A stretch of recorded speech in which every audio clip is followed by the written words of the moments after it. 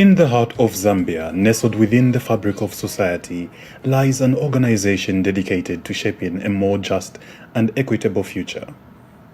Since its inception in 1988, the Jesuit Centre for Theological Reflection, JCTR, has been a beacon of hope, tirelessly advocating for the marginalized and underserved.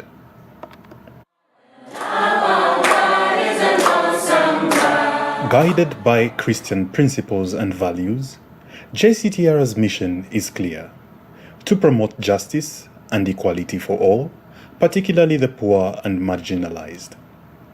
But how does this vision translate into action? Let's delve into the core thematic areas where JCTR focuses its efforts. For over 30 years, JCTR has meticulously documented the factors influencing the cost of living, providing vital evidence for policy recommendations aimed at improving livelihoods, especially for the most vulnerable in society. JCTR actively participates in constitutional reviews, advocating for expanded rights and legal reforms to promote accountability, transparency, and inclusivity within Zambia's governance structures. Upholding the dignity and equality of every individual, JCTR champions the realization of both civil and economic rights, advocating for transformative policies to ensure access to essential services and justice for all. With a focus on safeguarding the interests of the poor, JCTR analyzes public finances, advocating for transparency, accountability, and responsible resource utilization to benefit all Zambians. In the face of environmental challenges, JCTR empowers communities to advocate for fair environmental practices and policies, promoting sustainable development and equitable resource distribution. By equipping communities with tools for assessment and engagement, JCTR fosters citizen participation in evaluating government projects and services, ensuring accountability and improved community development. The future of Zambia lies in the hands of the young ones. So we need to start empowering them like JCTR would always do. We should bring them on board so that they participate and they'll be dealt in their leadership skills, they'll be dealt in a number of issues.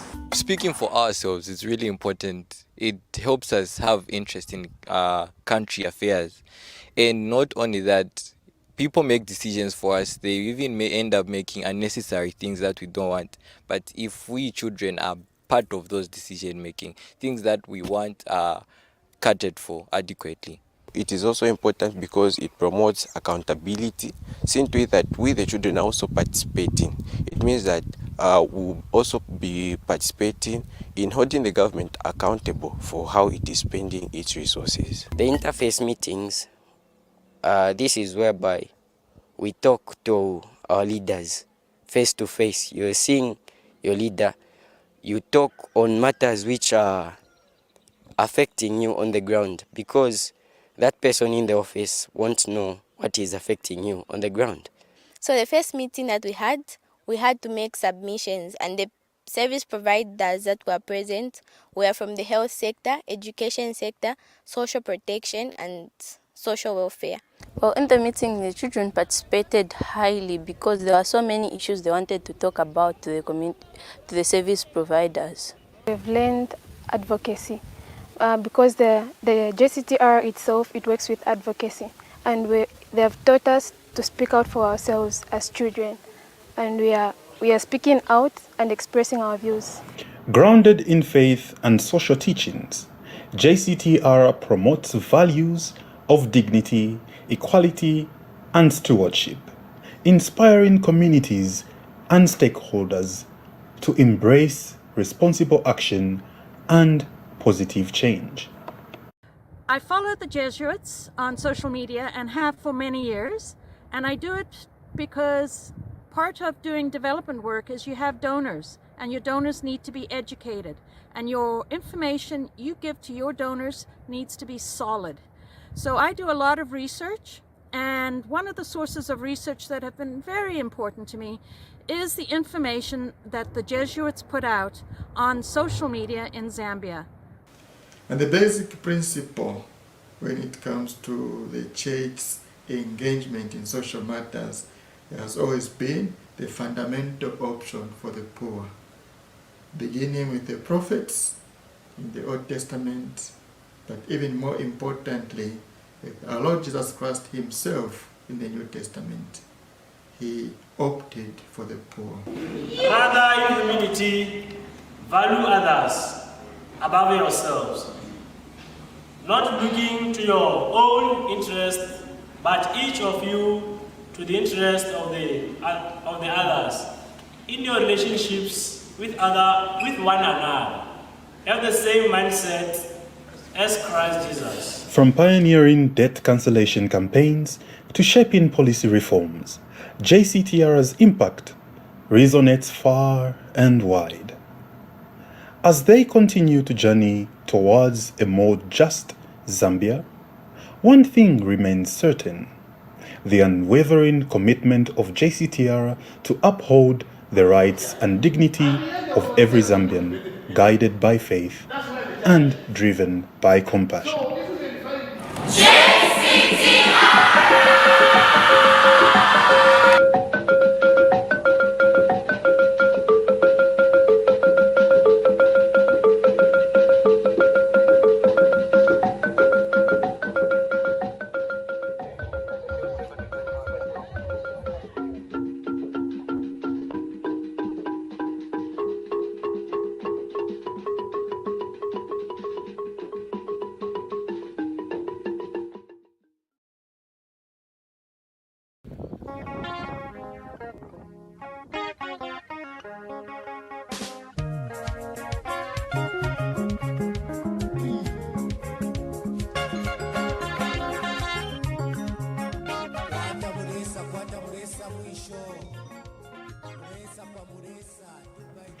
In the heart of Zambia, nestled within the fabric of society, lies an organization dedicated to shaping a more just and equitable future.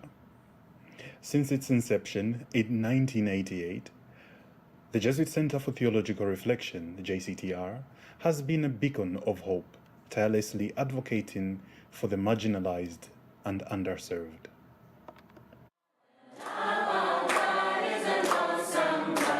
Guided by Christian principles and values, JCTR's mission is clear: to promote justice and equality for all, particularly the poor and marginalized. But how does this vision translate into action? Let's delve into the core thematic areas where JCTR focuses its efforts. For over 30 years, JCTR has meticulously documented the factors influencing the cost of living, providing vital evidence for policy recommendations aimed at improving livelihoods, especially for the most vulnerable in society. JCTR actively participates in constitutional reviews, advocating for expanded rights and legal reforms to promote accountability, transparency, and inclusivity within Zambia's governance structures. Upholding the dignity and equality of every individual, JCTR champions the realization of both civil and economic rights, advocating for transformative policies to ensure access to essential services and justice for all. With a focus on safeguarding the interests of the poor, JCTR analyzes public finances, advocating for transparency, accountability, and responsible resource utilization to benefit all Zambians. In the face of environmental challenges, JCTR empowers communities to advocate for fair environmental practices and policies, promoting sustainable development and equitable resource distribution. By equipping communities with tools for assessment and engagement, JCTR fosters citizen participation in evaluating government projects and services, ensuring accountability and improved community development. The future of Zambia lies in the hands of the young ones. So we need to start empowering them like JCTR would always do. We should bring them on board so that they participate and they'll be dealt in their leadership skills, they'll be dealt in a number of issues. Speaking for ourselves is really important. It helps us have interest in country affairs. And not only that, people make decisions for us. They even may end up making unnecessary things that we don't want. But if we children are part of those decision making, things that we want are catered for adequately. It is also important because it promotes accountability, seeing to it that we the children are also participating. It means that we'll also be participating in holding the government accountable for how it is spending its resources. The interface meetings, this is whereby we talk to our leaders face to face. You're seeing your leader, you talk on matters which are affecting you on the ground, because that person in the office won't know what is affecting you on the ground. So the first meeting that we had to make submissions, and the service providers that were present were from the health sector, education sector, social protection, and social welfare. Well, in the meeting, the children participated highly because there were so many issues they wanted to talk about to the service providers. We've learned advocacy because the JCTR itself, it works with advocacy, and they have taught us to speak out for ourselves as children, and we are speaking out and expressing our views. Grounded in faith and social teachings, JCTR promotes values of dignity, equality, and stewardship, inspiring communities and stakeholders to embrace responsible action and positive change. I follow the Jesuits on social media and have for many years, and I do it because part of doing development work is you have donors, and your donors need to be educated, and your information you give to your donors needs to be solid. So I do a lot of research, and one of the sources of research that have been very important to me is the information that the Jesuits put out on social media in Zambia. And the basic principle when it comes to the church's engagement in social matters has always been the fundamental option for the poor, beginning with the prophets in the Old Testament, but even more importantly, with our Lord Jesus Christ himself in the New Testament. He opted for the poor. Rather, in humility, value others above yourselves, not looking to your own interest, but each of you to the interest of the others. In your relationships with one another, have the same mindset as Christ Jesus. From pioneering debt cancellation campaigns to shaping policy reforms, JCTR's impact resonates far and wide. As they continue to journey towards a more just Zambia, one thing remains certain: the unwavering commitment of JCTR to uphold the rights and dignity of every Zambian, guided by faith and driven by compassion.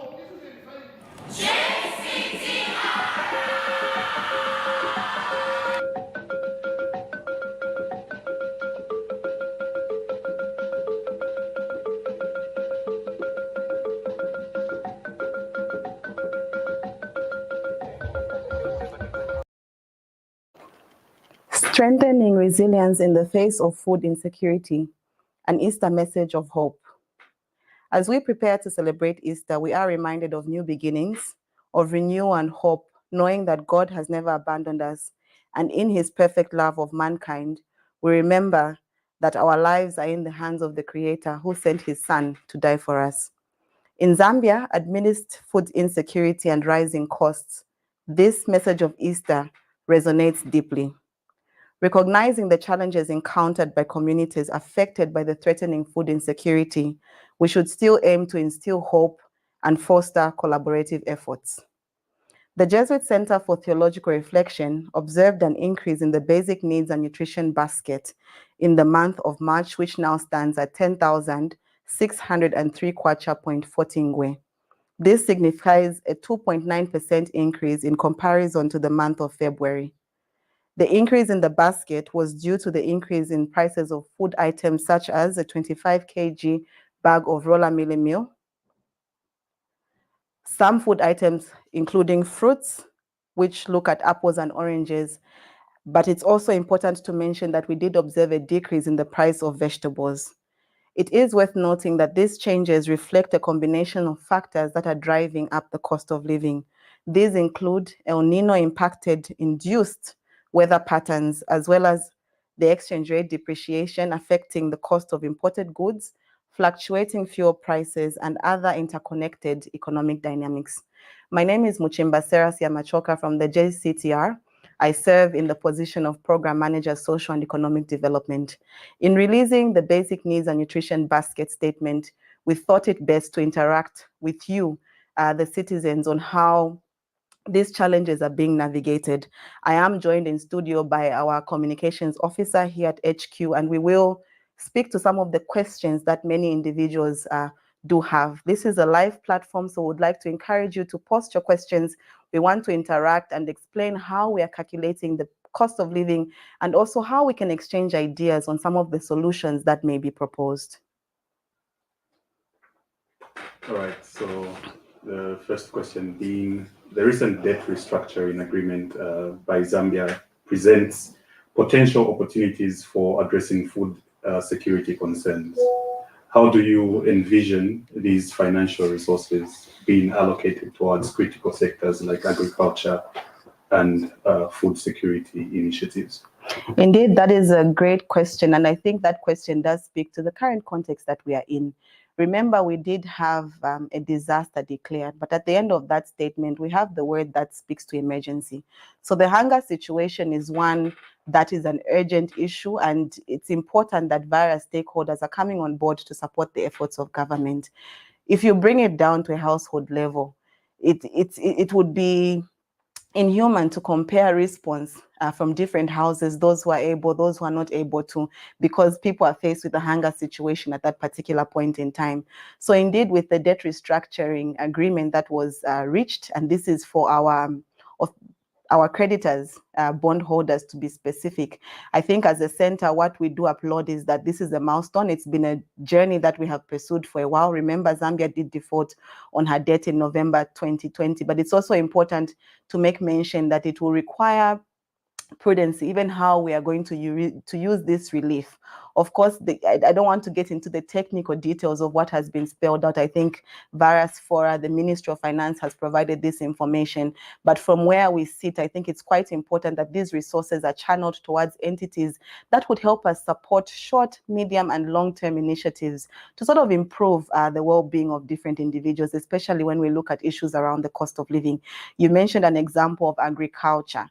Remember, we are looking at a rainfall pattern that has changed over time. How do we begin to harvest water in areas where it is available, where it is not available? How do we begin to sort of provide these different incentives, these options? So this would speak to what commercial farmers can do would be different from what small-scale farmers can do. So it's important that these incentives are also provided to different individuals. Remember, what we are trying to improve is food production, and this will help us bring the costs. And I think it's important, even when we look at the cost of living, there are really two aspects that come into play.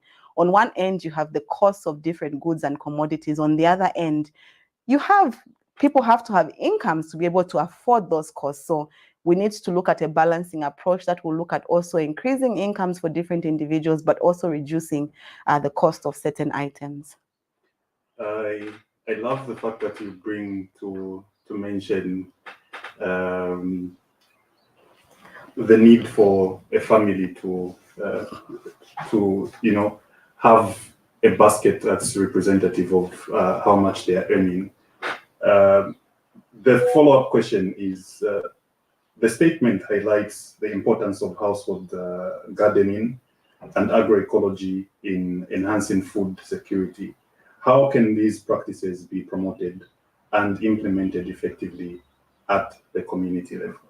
And thank you so much for that great question, because one thing that I would like to emphasize and maybe demystify on this platform, I think there's a tendency to think that the basic needs and nutrition basket as a flagship tool of the JCTR is always targeted towards government. That is not it. There are different stakeholders that we are engaging with this particular tool and this evidence to see how they can also create a meaningful difference. For instance, employers would be engaged. People can use the basket to negotiate for salaries, looking at what is obtaining on the ground. For government, we are looking at specific policy interventions depending on the particular issue that is pertaining.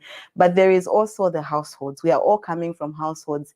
And one thing about food to mention, it borders on issues that have to do with taste, with preference. So even where government has done its part, there is nothing that will compel people to consume certain products. And I'll give you a very good example of breakfast mealie meal and roller mealie meal. From our standpoint as a center, roller mealie meal is much more nutritious, and that is what we are advocating for households to consume. But there is a notion that will associate roller mealie meal with someone who is sick, someone who is elderly. When we interact with marketeers, even where we are collecting data from, and we are collecting this data, for instance, in Lusaka, from 7 markets, the shop owners will tell you, I don't stock roller mealie meal because it will stay on the shelf for a long time. Sometimes it will go bad. So how do we begin to change this narrative to say people can consume roller mealie meal? It's much more nutritious, and even in cost, in terms of price, it is relatively cheaper. So the household definitely becomes a stakeholder that we target. You mentioned an interesting issue of vegetables. And when we look at Lusaka, I'll just look at the data. In the month of March, vegetables, 40 kilograms are costing about 600 kwacha. So what we are saying, where people are able to, and they're able to grow your chihuahua in the backyard, your katapa, when the rainfall is favorable, you tend to note that vegetables like wondwe, rape, they grow so well. For some families, they can grow these products, cut them up, pack them into plastics, refrigerate, and where possible, when you're consuming, the vegetables are just as fresh. So the idea here is also to encourage some form of self-sufficiency, because on one end, we will look at the scenario, how it is pertaining, how it is challenging, because we do understand these challenges. We are all coming from households. But how do we begin to navigate? That is part of the food system transformation agenda. In other countries, when we look at the European countries, they don't even have arable land like we do in Zambia. They grow vegetables in sacks, they grow vegetables in flower pots. How do we begin to make use of some of these options as they are available to us? I think it's also important that while we will expect our government to play its role, being the government, it's also important that households also begin to look at the aspect of nutrition, the aspect to do with preparing food with a different light. It's very important that we are also paying attention to that. All right, thanks a lot. You've already tackled part of the next question, okay, which ideally was you discussing the significance of sensitizing the masses on alternative foods like cassava, millet, sorghum, and all that, which contributes to sustainability as well as providing alternative sources of nutrition. Maybe you could shed more light on that, or add flesh to the bone, that is. So indeed, like you've mentioned, from our start point as a center, and other years have been more favorable, and I think I will talk about seasonal products. Remember, food also has to do with seasonality.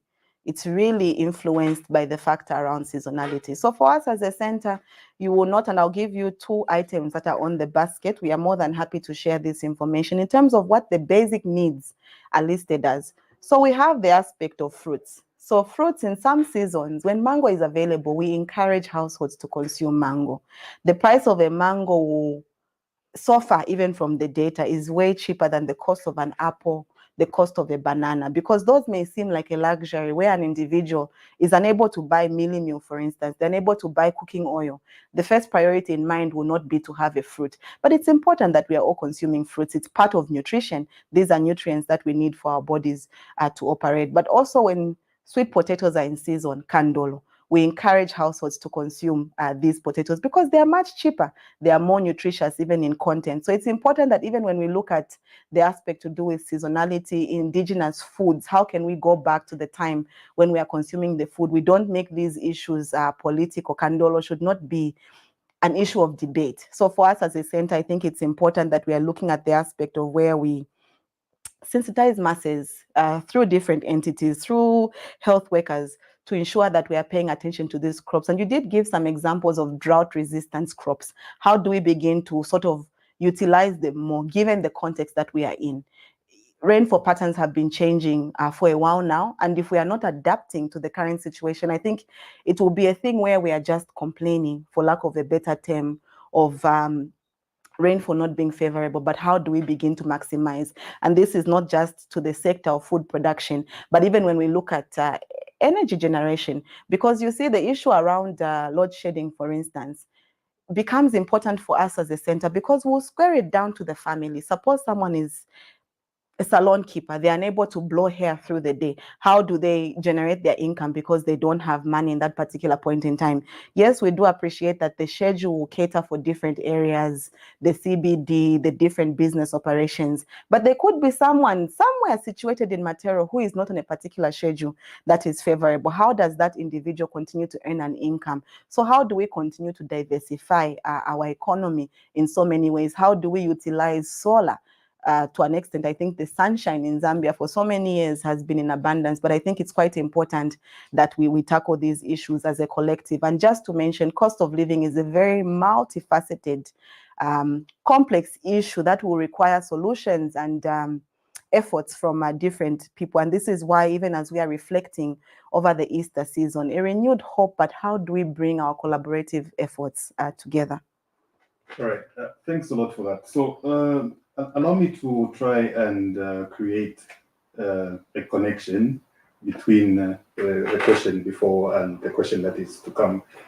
The statement does make mention of the newly announced tax waivers on agricultural equipment.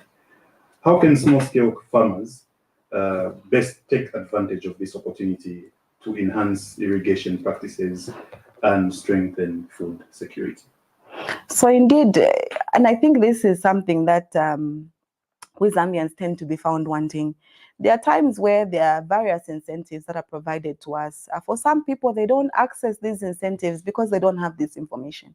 So we can also play a role, for instance, to sensitize and ensure that we get this information out. But even when the information is provided, if it's not detailed, where someone does not know where they need to go to access these incentives, I think we need to begin to utilize the different offices that be throughout the nation, throughout the various provinces. I believe even in the most remote areas, there is some form of representation of these different entities, Ministry of Agriculture, for instance. So it's quite important that small-scale farmers begin to take up these options. We are looking at means and ways to make them viable. This might not be a challenge for a commercial farmer, but it might be a challenge for someone who is a small-scale farmer. If our rainfall patterns are not favorable, how do we begin to produce enough even during times where we are faced with calamity? And you see, if you look back, we've gone through various series of different challenges. So it's important that we are sort of also seeing how we make this important. So indeed, there are stakeholders who have the role to play to provide this information, to support small-scale farmers. But even as members of constituencies, we are all coming from somewhere. How do we begin to take this message out? And for me, this is one thing that I usually speak to, even when we are talking about the media. The media is part of civil society. How does media also begin to champion these messages and take them to the most remote areas so that people know what options are available? But it's important that we sensitize and we begin to reconsider how best we can support the least amongst us. All right, thanks a lot for that response. The last question on this session is, lastly, in striving towards a future where every Zambian has access to nutritious food, what are some of the practical steps that individuals, organizations, and policymakers can take to address food insecurity and create a community where hunger is eradicated?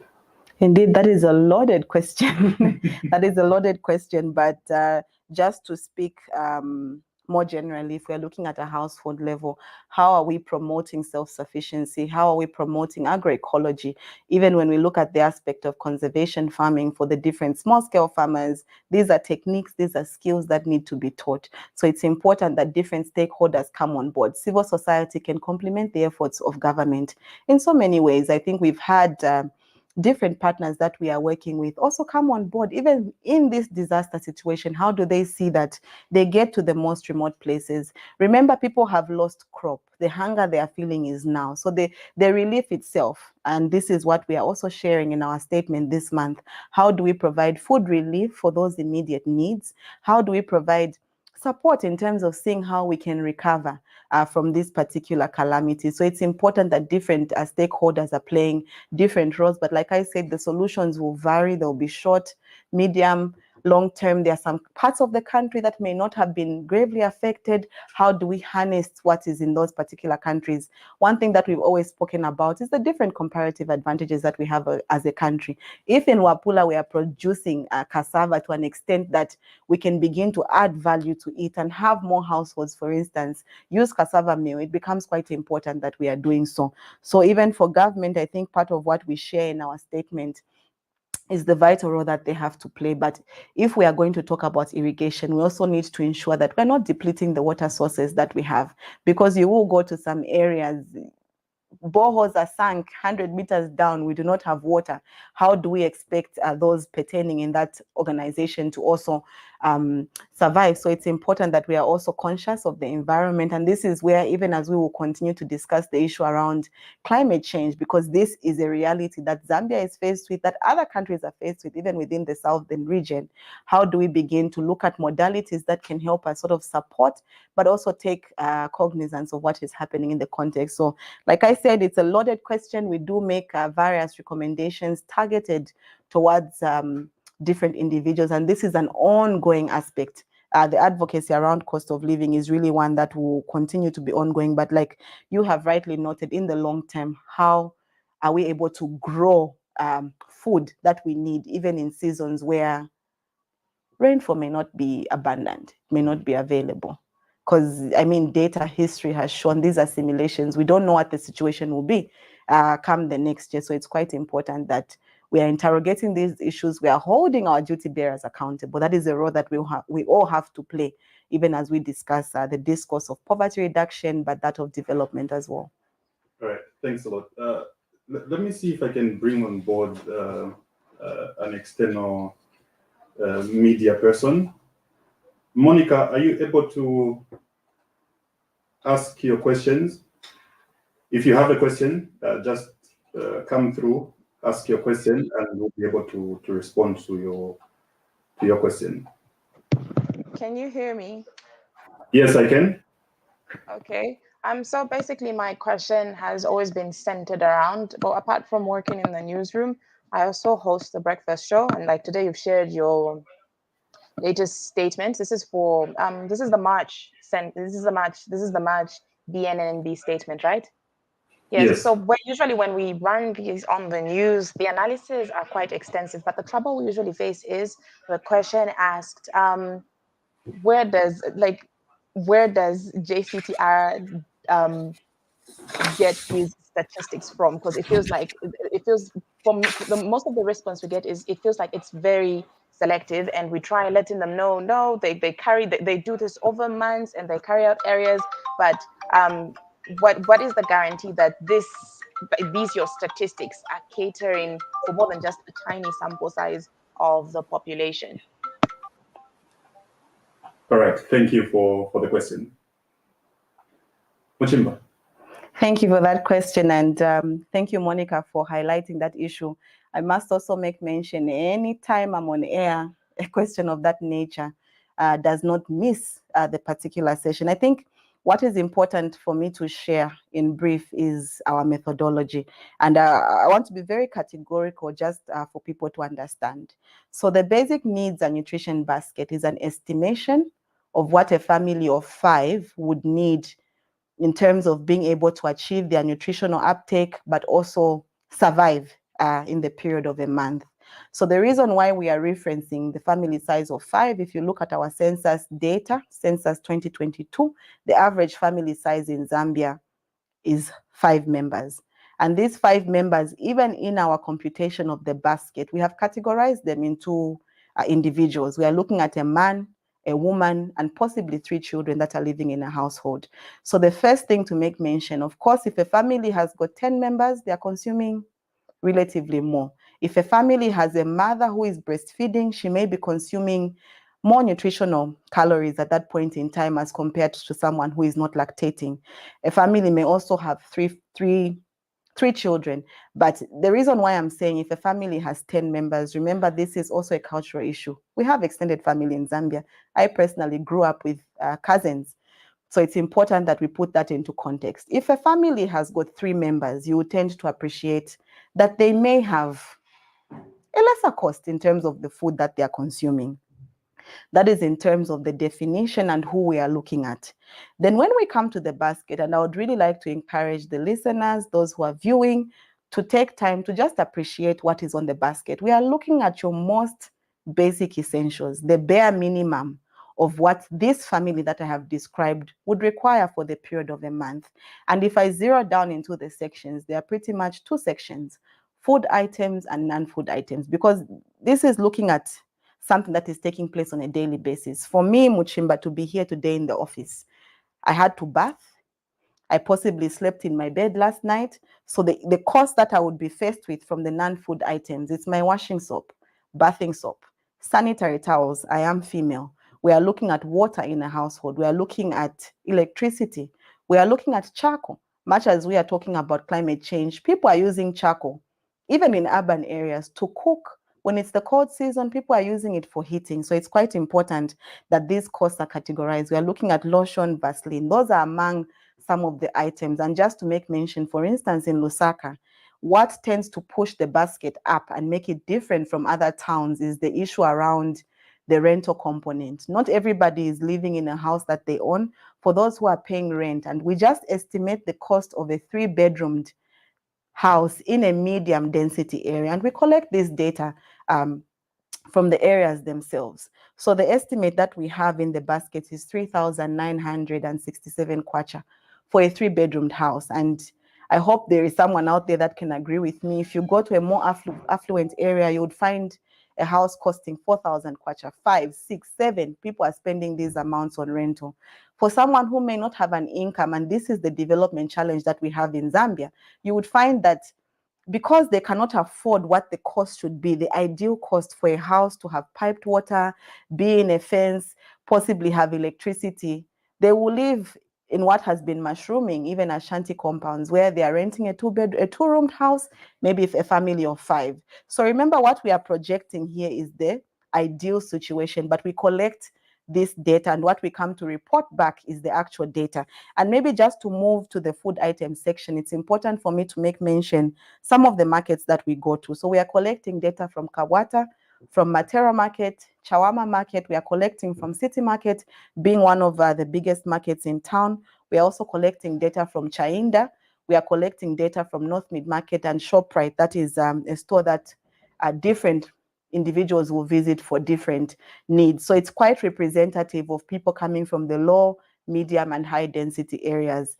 And like we said, because we are estimating these costs, it's important that if salt is 10 kwacha in this area, it might differ slightly in a different area. We are not saying that salt will be the same price in every shop in Lusaka. And if you look at some of the items also on the food section, mealie meal, rice, cassava flour, Irish potatoes, or sweet potatoes when they're available. These are carbohydrates. Remember, we're emphasizing the aspect of nutrition. We are tracking the cost of pounded groundnuts, soya pieces, chicken. Milk is also an item on the basket because we are looking at the aspect of calcium, bananas, cooking oil, salt, tea. There are some items that you may Fine, not even on the basket, like sugar, for instance, but it doesn't mean that a household is not consuming, which brings me to a point that I would like to emphasize. We are looking at the bare minimum. So we are not, Lusaka may have 10,000 kwacha if someone is spending on all these items, but there are other costs that we are not even including in the basket because we recognize that scenarios would differ for different people. For instance, transport, someone could be spending about 800 kwacha to get on a bus from Nyumbayanga to town every day. Another person could be walking within Nyumbayanga to their place of work. They're not spending anything on transport.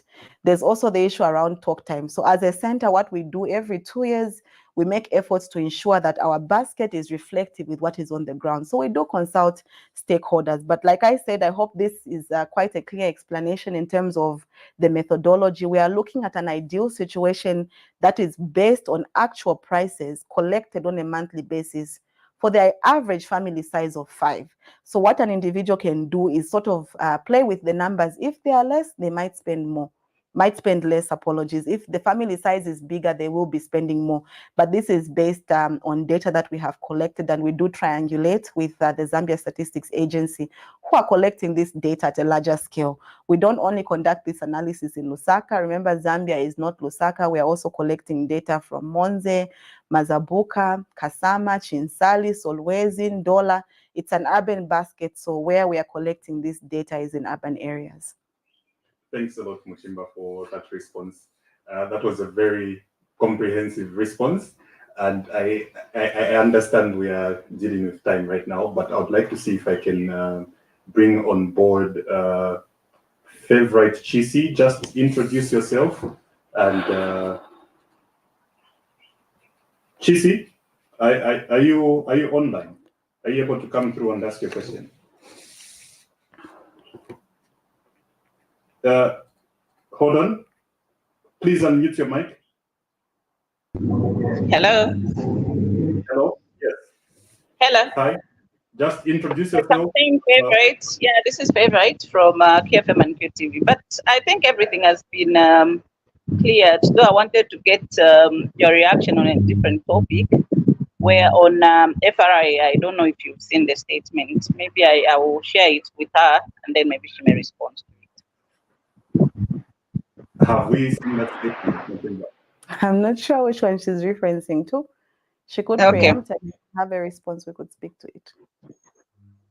So the Food Reserve Agency have issued a statement today. They've come up with a program called where they'll be selling mealie meal at a cheaper price. So they are saying the 50 kg bag of mealie meal will be sold at 300 and it should be 330 somewhere there. So in order to address the high prices of mealie meal, so they are implementing this program in it should be 87 districts. So are we seeing this going maybe to contribute to the reduction in mealie meal prices, and how is this going to also help in reducing the high cost of living?